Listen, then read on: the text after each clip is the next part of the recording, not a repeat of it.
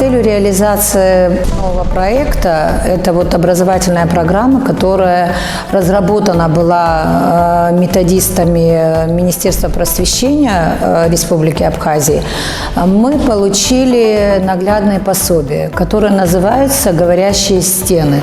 То есть это для дошкольного воспитания, обучения они разработаны. Рабочая группа посовещалась и приняли решение для улучшения воображения, мышления, творческих способностей дошкольников.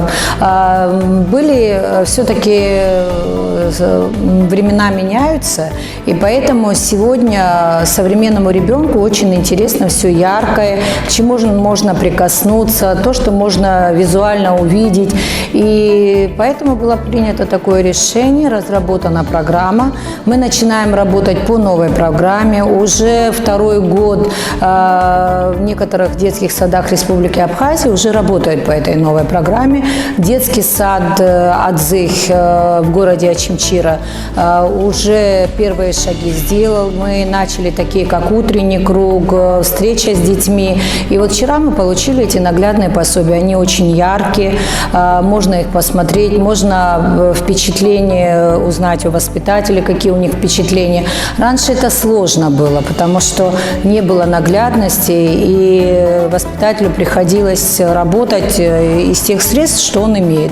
А сейчас уже есть программа, есть пособие. Спасибо большое Хане Владимировне, Министерству просвещения Республики Абхазия, что у наших воспитателей республики появилась такая возможность.